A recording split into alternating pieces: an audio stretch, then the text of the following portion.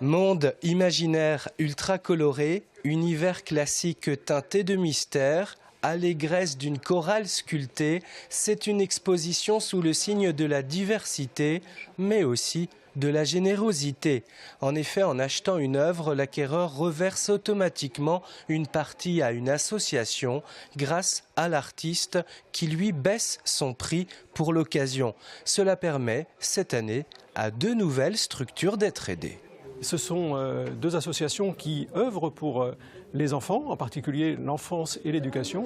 Je veux parler de la Grande Famille, bien connue en Vendée, et puis de Madazaz, nouvellement créée, qui a pour objectif de construire une cantine à Madagascar, parce qu'ils ont constaté que pour attirer les enfants à l'école, il fallait qu'ils aient à manger, et les familles acceptent d'emmener les enfants à l'école parce qu'il y a une cantine.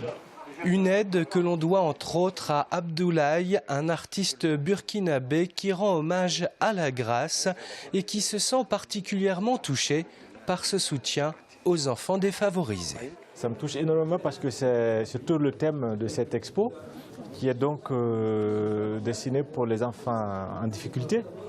Et ça, je pense que dans mon pays, j'en vois, c'est un présent dans mon pays, donc quand je vois que c'est ce que nous, on peut apporter pour aider les enfants, ben, moi ça me fait que plaisir, quoi, un grand plaisir.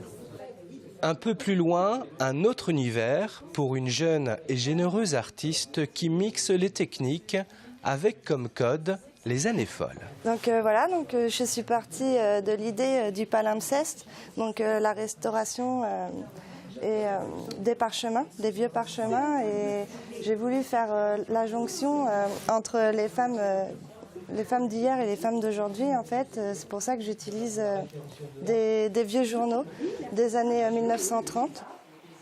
On change de monde avec ce clin d'œil très réaliste d'homme fantasmé en animal.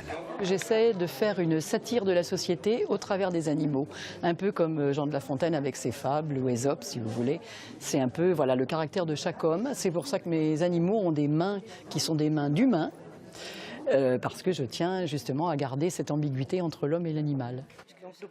Grâce aux artistes, sur les 2 dernières éditions, les expositions d'artistes pour l'espoir de Mouilleron le Captif ont rassemblé un peu plus de 20 000 € pour aider des associations.